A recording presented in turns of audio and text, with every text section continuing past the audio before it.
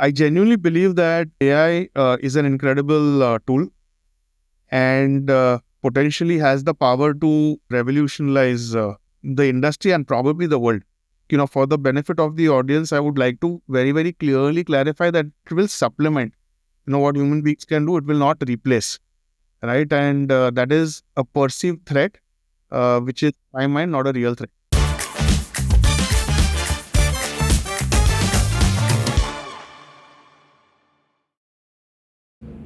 Hi, I'm Yamini Bhatt.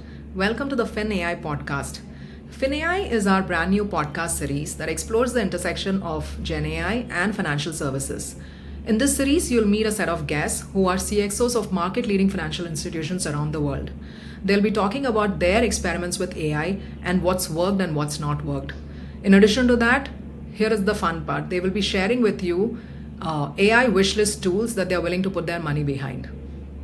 Hi, everyone. Welcome to a fresh new episode of the FinAI podcast. I'm Yamini, the co founder CEO of Wimo. And today, as a guest, we have with us Rushabh Gandhi, the CEO of IndiaFirst Life. Thank you, Rushabh, for joining us and welcome to the podcast. Thank you, Yamini, for having me. Absolute pleasure. So, Rushabh, you've had a long career in financial services, especially in insurance. Could you start us off by giving us a few highlights of your career in this space? So, from a highlights point of view, there are lots and lots of them, Yamini. But what I'll try to do is I will try to, share with the audience, what I think the 3 or 4 significant milestones were in my career, right? So I actually come from a, Gujarati business family, and I remember when I was doing my, masters, everyone was saying that, why are you bothering? You have a business to kind of lean on, and that's where you'll eventually land up. And that was exactly what my thought process was. I mean, I'll, study a little bit and eventually I'll kind of get back into the family business. I studied, I finished my master's. As luck would have it, got a, decent job, directly from campus. And then the thought was, why are you kind of taking up the job? I mean, you kind of start working, you lose out on a couple of years that you could have otherwise invested in the business. I said, no, let me get some sort of experience, right? Like more like, learn outside, implement inside. And I said, ek do saal mein, I'll kind of be back.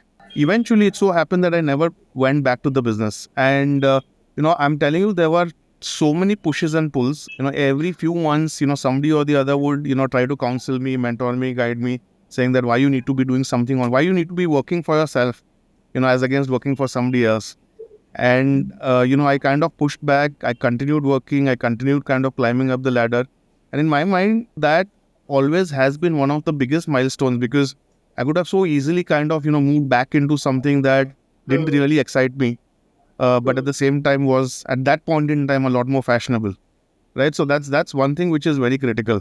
I think the second big thing that I can think of at this point in time is 5 years, into the job, doing reasonably well as a banker, and suddenly this insurance industry opens up. As luck would have it, either they were recruiting from LIC or they were recruiting from banks. Flurry of calls used to come in at that point in time, and again, the cynics would say that you are in a fairly comfortable, good, high paying bank job, working for a foreign bank, doing reasonably well, so on and so forth. Why do you want to take a risk? Why do you want to take a risk? And at that point in time, I actually kind of thought to myself that an ability to do something for the society, right? Life insurance kind of fitted in that much better. Then you speak to a few guys in and around, and they started talking about how life insurance was a sunrise industry. It was bound to do well, and that's, I think, the second big milestone when I actually decided to take the punt and decided to actually move away from a very, very comfortable, well-paying, high growth bank job, into something which people didn't know, what to expect. Was startup-ish almost Well, it, it at that. was it was like it was a startup. It was a startup of sorts. I mean, only that at that point in time you had a dozen startups, all trying to do the same thing, Yeah. all literally try to learn from each other. I remember so many calls. How are you doing this? How are you doing that? But in the process, the learning was immense. And I think after having decided that I'm not actually joining the family business and I'm actually kind of going to pursue something on my own, I think the second decision, which was really hard, but which actually kind of panned out really, really well. And I think the third bit is, I started as a manager, way back in 2000 when life insurance actually opened up. and slowly but steadily moved up the pecking order, and finally kind of landed up in the hot seat in the July of last year. Yeah. And I think that in my mind was the third big milestone, right? Because a lot of people ask me, right, how does it feel being in the hot seat? And tongue in cheek, I actually reply, it feels hot. I mean, how how else is it supposed to feel?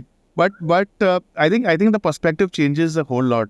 Right? You kind of have to literally overnight move away from being primarily inward looking to being Yeah. largely outward looking. Outward, And yes. yeah, and I think things have panned out well. Honestly, the shareholders did a fabulous job because they had the succession plan chalked out really, really well. So from a doing things perspective, it wasn't very, very different on you. The focus that was needed to manage the outside world, was a Yeah. learning experience in itself. And I think, Yeah. that's another, big milestone that, I will cherish. So yeah, I mean, I'm Yeah. sure I missed out a lot of stuff in the middle, but I think three important things that have actually helped me get to where I am today, right? Yeah. I think from the decision to do something on my, not do something on my own and actually kind of pick up a job, to moving to a sector which was perceived to be very, very high risk, to finally Yeah. kind of, getting ready for the hot seat. Yeah. Yeah, no, congratulations on the new role. I absolutely agree with you on the whole CEO part, right? You like even I have over time realized there is a whole Yeah. diplomat angle to this role where there is so much on the calendar, 50% of like 70% of it is external, 50% of it is only because of your title, right? And all the like obviously you're here probably because you're best able to represent the brand to the Mm. external world, and external stakeholders have significant implications on the internal journey. Yeah. But it still does feel like at times, if not for the title, you would have had 50% of the day back to yourself. Yeah, absolutely. You're absolutely right. Absolutely right. Yeah, But yeah. like I said, newer. But it's an exciting place. Yeah, being Yeah, able to connect the external to the internal is the opportunity that we get, right? exactly. Yeah. Absolutely. Rishabh, out of curiosity, what was the family business? Okay, before I tell you what the family business was, let me clarify. It wasn't a very, very big business because, whenever I kind of mention the family businesses, jaws drop and say, oh, so you were born rich. ऐसा कुछ नहीं था. But my dad and his dad, incidentally. So since two generations, we were in the business of diamond exports. You were So born rich, yeah. Rishabh. Obviously, I told diamond exports. I get a whole lot of that. And I said that, Yeah. and I tell them that if it'd be okay. It wasn't really bad. It wasn't really bad. But if it was as good as what most people make it out to be, I wouldn't have started working for, I mean, and literally in 1995 at 10,000 rupees or 12,000 rupees per month. It was 12,000 rupees a month, you That's know. just, I think Yeah. when you're ultra rich, you want to slum it out a little bit and get a real feel of the world, etc. Maybe, Rishabh, that's what it was. Anyway, thank you so much for sharing this lovely story.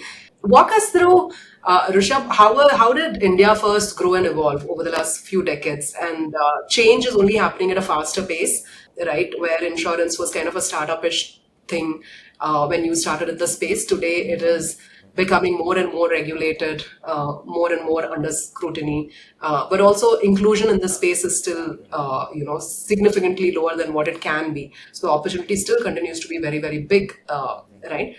So, how have you seen India first evolve? India First Life has had a very, very good run, especially, in the last 10 years. The start in itself was strong, but I think the last 10 years have been, nothing short of absolutely fabulous. So we were, amongst the last few organizations that actually entered the life insurance business. And I'm not talking about the current crop which has just come up. I'm talking about the ones which were launched in 2000. So we were the 23rd life insurance company which actually kind of launched itself. And at that point in time, till the recent crop came up, there were about 24 and all. So second last to have actually kind of started off business. And slowly but steadily, we've actually been moving up the pecking order. So much so that today, depending on how good or bad the month is, right, we are anywhere between 10 and 12, in Nice. terms of rank, right? So clearly from a growth trajectory point of view, it's been something which we are all very, very, very, very proud of. I think few things that have fueled, the growth as far as India First Life is concerned. We've always had, very, very consistent strategic objectives. And I think, while the way to do stuff might change, it's always kind of good to have consistency when it comes to the big picture, right? So we've always said that we will be a banker-led multi-distribution channel organization. And that has not changed in the last 15 years. So banker still does, a dominant portion of our business. Having said which, we are literally in every other business that exists. Today, we are growing agency at a very, very fast pace. We deal with some of the biggest and the best brokers, in the country, high quality business. We have our digital business. We are in the micro business. We are in the credit life business. We partake in, government schemes like PMJJBY. So I think one thing which has held us in good stead is the fact that we've consistently said that we are banker led, but we are always going to be multi-distribution. I think that's one thing. I think the second thing which has worked in IndiaFirst Life's favor is that we've always Yamini focused on wholesome growth. So it's not top line at the cost of anything else. So if you look at my KPIs or the KPIs of any of the management committee members, very, very, very, very wholesome. So obviously top line is critical, but margins are equally critical. Growing the embedded value is equally critical. Profitability is equally critical. Wholesome business growth is equally critical. Customer outcome, very, very important. Employee outcome, very, very important. So I think, we've always said that we want to grow, but we will grow the whole business and take all our stakeholders along with us, vis-a-vis growing only one leg, of the business. I think that's the second thing which has, worked very, very well in our favor. The third one, which I think is probably closer to heart as far as you are concerned, but we've always said that we want to be a disruptor when it comes to technology. We want to be ahead of the curve. We want to, be literally the North Star, when it comes to life insurance companies in India and how they have adopted technology. I think since the absolute start, wherein we launched the organization in 2009 without any physical forms, is testimony to the fact that since then, we have said that technology will be one of the factors that help us grow.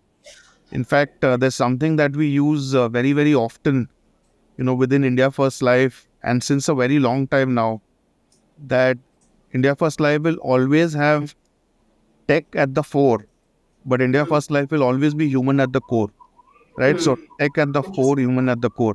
So that's something that we, you'll hear a lot of, IndiaFirst Life employees talking about it, and that's something which is very, very well embedded in us. I think the last bit is in a service industry like ours, right? The raw material clearly are its people.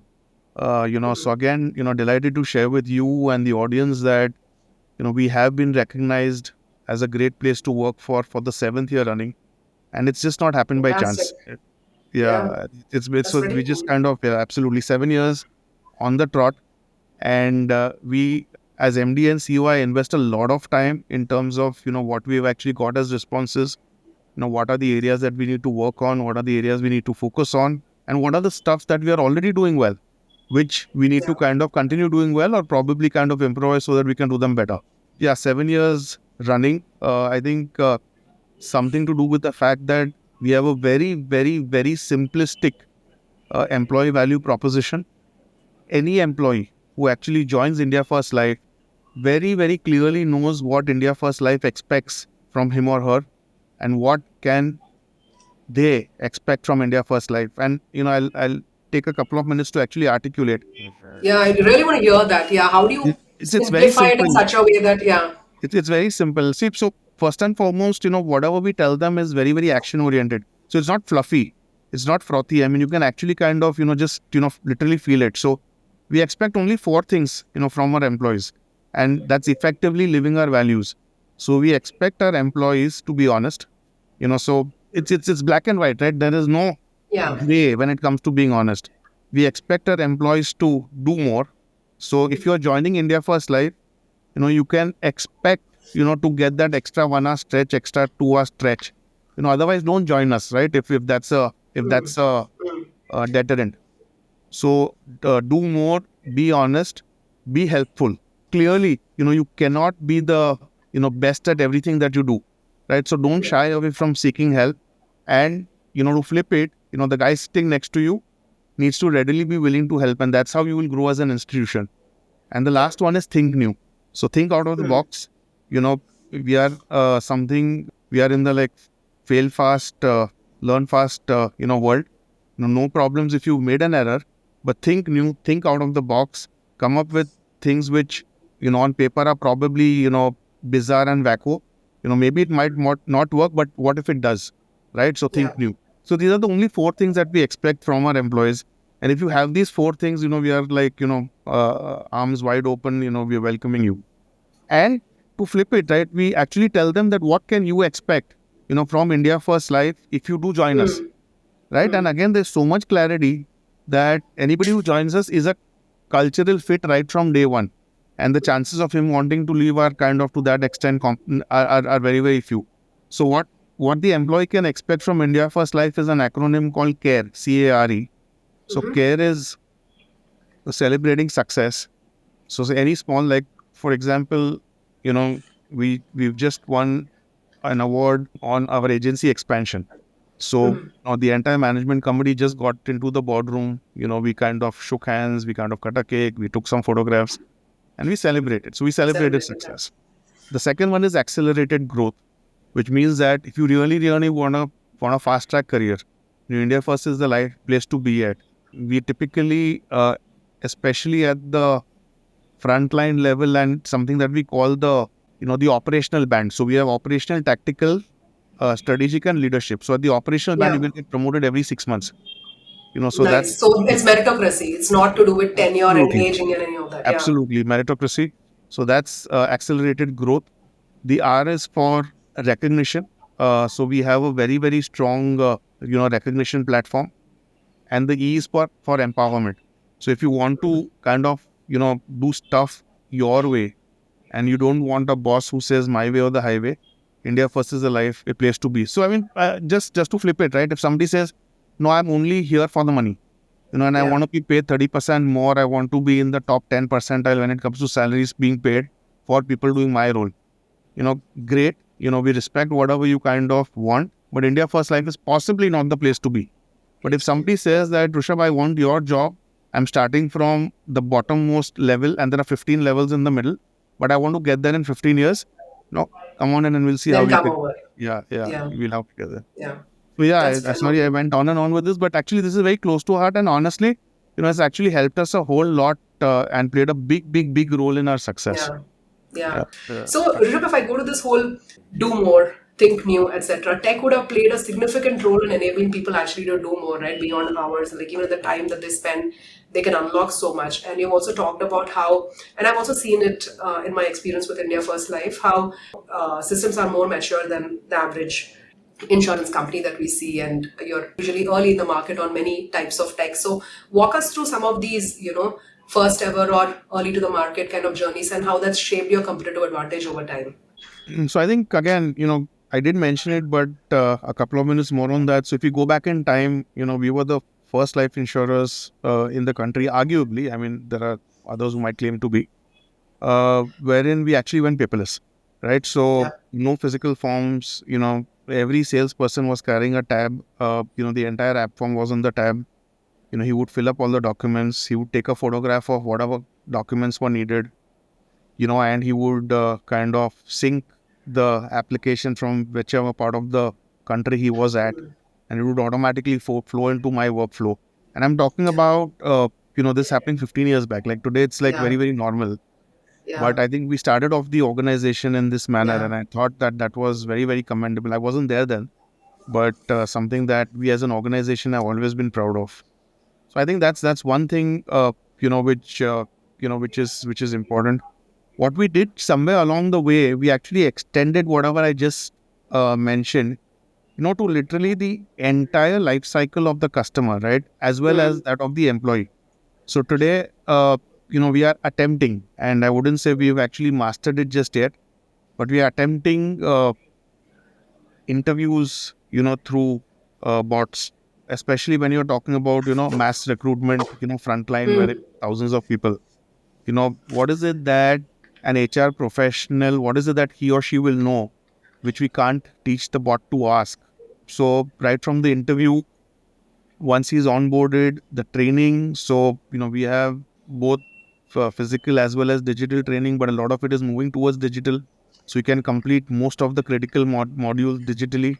To onboarding of a customer, which is what I just spoke about, to customer service, because today, about 65% of all the servicing that we do, happens through self-service mechanisms, right? So he'll get onto the customer portal, or he'll get onto our, WhatsApp bot, or he will get onto, Iris, which is a bot on their website, and he will kind of pretty much throw whatever question he wants, there, and he will get a response. So almost two-thirds of our customer servicing is happening through self-service.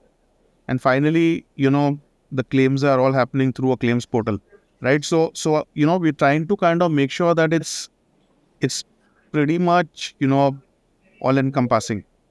I think that's the second bit. I think the third bit, probably closer to time, maybe about 5 years back or 6 years back, maybe seven.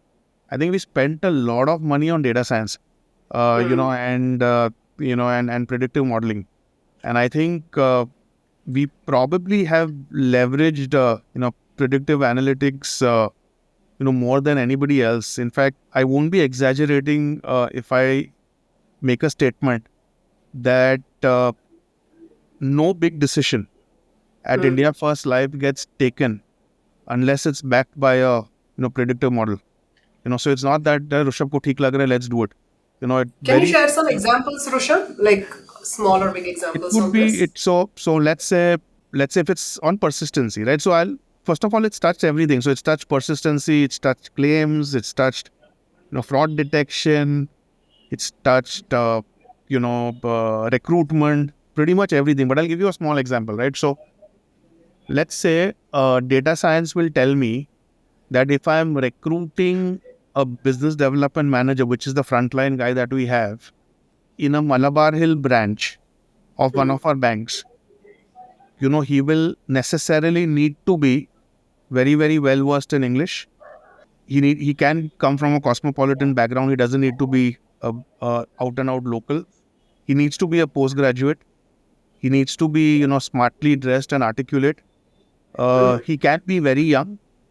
He can be just out of B school or just 2-3 years into the job, and fundamentally intelligent and well versed with other financial products.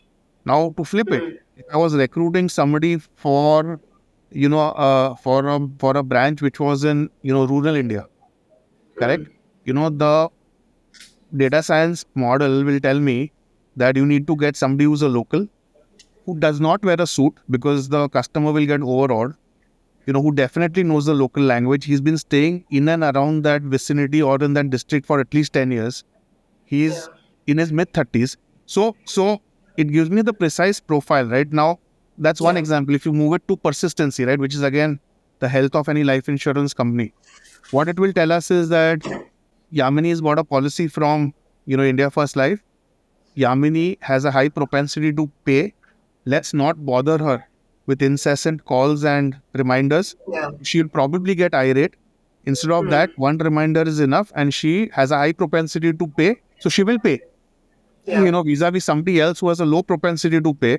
And as a result, 6 months before the renewal is due, you start having conversations with him and start building a case with him or her. So, like I said, I mean, if I remember correctly, at last count, we had 45 such models. So Wow. I've just given you two of them, right? And we have 40. So literally, I'm going back to what I said 5 minutes back. Any decision which is meaningful that gets taken at IndiaFirst Life will be necessarily backed by a propensity model. It won't be Interesting. taken basis what Rushabh feels or what XYZ feels or basis a hunch or a gut. It will be data backed. So Got I it. think that's the third thing which has I think helped us a lot in our tech journey. Got it. And all of this 5, 6 years ago means significantly ahead of the whole Gen AI wave, right? So tell Significantly. me a little bit about what the Gen AI wave has meant for you. Where is it? Where is it? Where are there risks that you've seen come through? Like, what's your view on what this means from a market point of view or a customer point of view, customer expectation point of view for you over time? And is that an opportunity? Where are the threats or risks? And internally, what has this meant in terms of acceleration Mm. of tech or service? Yeah. No, so uh, very interesting question, right? And this is like the flavor of the season, clearly. Yeah. A lot of people are talking about. Yeah, I actually took 30 minutes to get to this question, Rishabh. No, no, thank you so much. But so quickly, I was having this conversation over lunch with my colleagues, right? So we all have lunch together. And I was saying I have Yeah. this podcast, and Yamini is a hardcore techie. She's going to ask me like some really, really difficult questions, which I'm going to be finding difficult to respond to. But I'm glad like we are getting into the technical stuff just now. But but it's interesting, right? And when I first heard about AI, it was an outcome of a blue sky brainstorming session with a tech enthusiast. I genuinely believe that AI is an incredible tool, and potentially has the power to revolutionize the industry and probably the world. Right? Yeah. I think we're just scratching the surface. A very, very, very, very long way to go in terms of how AI can especially help us. See, we've been early adopters of technology, which is something that I've already told you, right? So even the AI journey at India First Life started much in advance, and today, there are 3-4 things that we are especially trying to do, and again, in my mind, path breaking. So we are trying to use AI, for example, to become literally a one-stop shop, for every employee of us. Now I'll try to explain to you what I mean. And sometimes the brightest ideas come from the most basic things, right? So Yeah. this got incubated, when ChatGPT did whatever it started doing, right? And Okay. the question I had for my chief of my CTDO, so Chief of Technology and Data, was that if ChatGPT can do whatever they are doing the way they are doing it, now, why can't I have a chat GPT equivalent, within India First Life, that any question that any employee will have, he will get an answer through this interface. And it can be as varied as, how does this product compare with other financial products in the market? To, if this is the profile of the customer, how should I kind of open a conversation? To, when is my next holiday? To, how many days of leave do I have left? To, Interesting. yeah, literally the works. I mean, so Yeah. that's something that we're trying to develop here. I don't think it is going to take us too much time, but Yeah. it's something that we will have off the blocks very, very soon. Given the stage of evolution that AI is at, right? The philosophy that we are intending to use is more of a hit or miss, right? We will try it. If it works, great. If it doesn't work, we move on to the next idea. So ideas have to be like lots and lots and lots of them. थोड़ा चलेगा, थोड़ा नहीं चलेगा, right? And the other thing that we're trying to do using AI is guessing if we can underwrite using AI. So Yeah. today, like, you can see my face, on screen. I can see yours. There are adequate number of tools that can, tell me what is your precise age, what is your blood pressure levels today, what are your stress levels today, and as a result, I can pretty much underwrite 80% of the policy, your Yeah. policy, let's say, for example, without even requesting you to go for medicals. Again, like early stages, but this is what, AI can do. Yeah. We are trying to, get AI into, investment decisions. Like today, how are investment decisions taken, right? So it's obviously bases, a lot and lot and lot of research that the investment team does. Yeah. Now, this research can be done by, a machine. Deep research. It's Yeah, it's so shocking how quick research is. Yeah. At correct. this And point because in time. it's at the end of the day, ability to get data from wherever it's available and then kind of massage it in a way which makes meaningful sense, right? And at the moment, Absolutely. humans are doing it. To start it off, so we're doing something called robo advisory. So effectively, investment decisions that we take, we can actually take AI at the back end. Again, it will not, replace the human beings that we typically have for the job. They will actually complement them. And you asked me what the threat is. I don't think there's any threat, honestly. And I want to kind of debunk the myth that, if AI becomes really, really large and if AI becomes really, really big, there is a chance that, people will lose jobs. If you remember, in the good old days when, computers had just about come in, the same conversation used to happen. Computers aa jayega, what will human beings do? For the benefit of the audience, I would like to very, very clearly clarify that it will supplement, what human beings can do. It will not replace, right? And that is a perceived threat, which is, in my mind, not a real threat. Rushabh, there might be a product there, job insurance. There can be.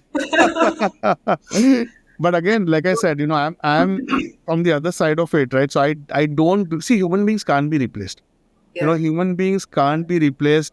Okay, let me put a disclaimer there, in the foreseeable future, right? So, I don't know what is going to happen 20 years down the line. I really don't. The world is changing every second.